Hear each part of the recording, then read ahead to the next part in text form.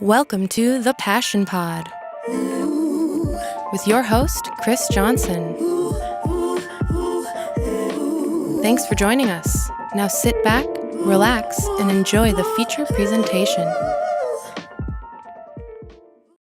Well, yeehaw, we have Steve Bateman here. Welcome to the show, man. Hey, thanks for having me. Dude, what's your role here at Blue Ox?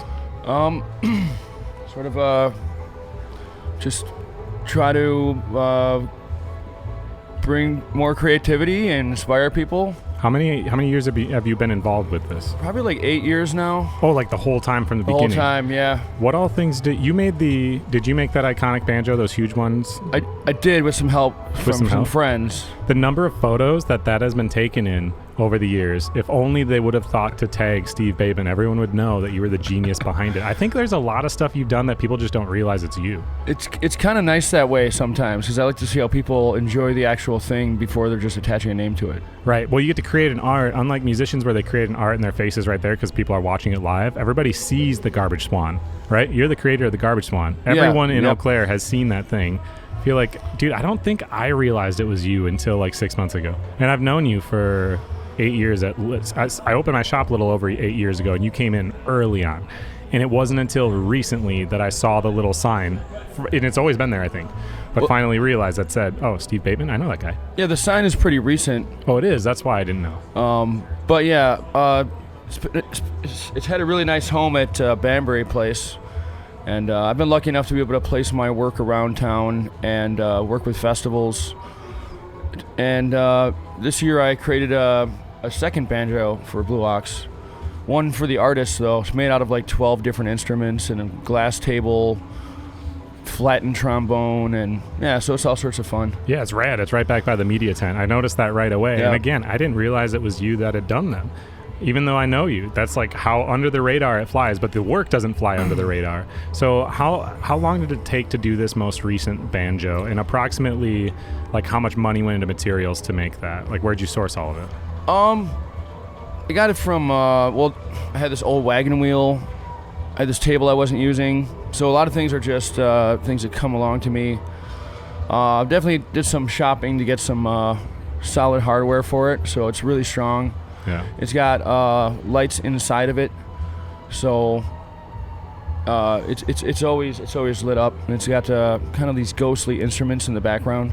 Yeah, where do these things get housed outside of the festival so they don't get damaged? Well, I'm happy the giant banjo gets to stay here because I don't have room in my house for that. Oh, it stays up year round here. Yeah, it is big. It does, yeah. Did you build it in place? Like, did you assemble it in place, or is it that big and then trucked in somehow? I actually assembled it at Artisan Forge. Oh, cool. And then we rolled it right down the street.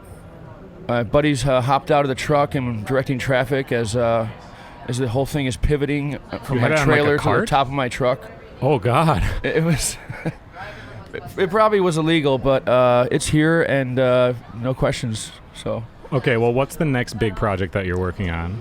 Well, to conclude the Blue Ox thing is like they got me involved because they wanted to somehow beautify the grounds with lighting and add safe pathways that are lit so people can see at night. And then that just kind of went on to, well, let's do something different. Let's keep going. Let's change it every year, make it a little better, and I like to push it as far as I can. So the first thing you did before the big banjo was lighting up all the trees? Yeah. Oh, okay. Yeah. That makes sense then. I didn't realize you were involved in all that too. How many lights, if you had to guess, how many trees individually are lit up because they're all over the grounds? Maybe like 60.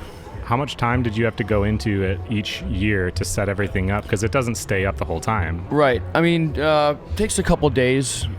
I got a small team, and we just try to get to it a little earlier every year, and finally I feel like we did most of what we wanted to do with it, you know? Yeah. It's a little bit more of a smooth operation rather than just trying to handle it last second. Yeah, and and then we get it all set up, and then we hang out, we go listen to music. I go jam at the potluck jams with some other musicians, and there's a lot of great people out here. What's your favorite band that you got to see this year? At Blue Ox? Yeah, Blue Ox.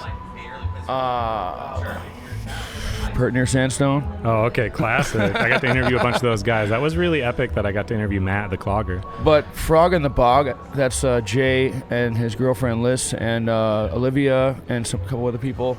They just played at 2 o'clock on the backwoods stage, and it was really sweet and amazing. Awesome. Well, I'm going to have to catch them. And you said that you're playing some music too. You were jamming. Tell me about it. Yeah, well, I play with bands, sit in with bands, and finally... Playing what? Guitar or playing... I play harmonica. Yeah. And so, so I got together with my friend Greg Manning, who's at Aviary Studios outside of Menominee, and we put together a couple songs, and they just got released 2 days ago.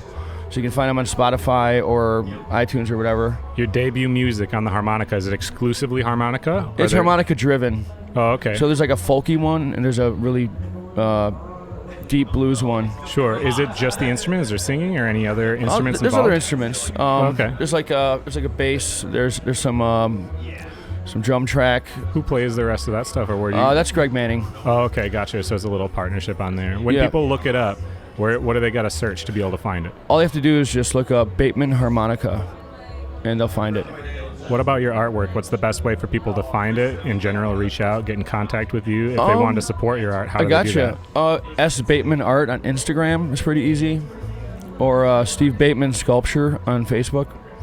Super easy then, and then they'll be able to hire you to build their own massive banjo in their backyard. Well, this is what's great about this is that this is what I really like to do with my artwork is present installations, large scale, completely encapsulating the environment and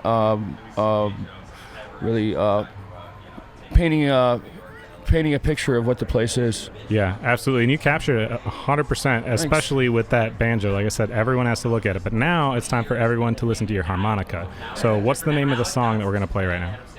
How about Lost and Found?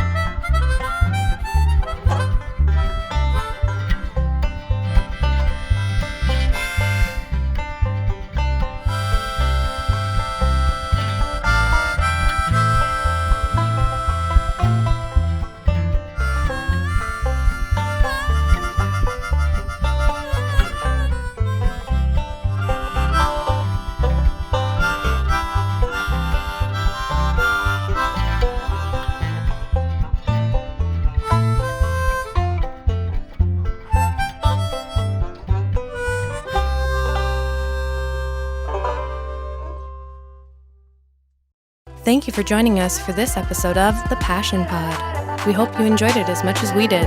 We'll see you soon.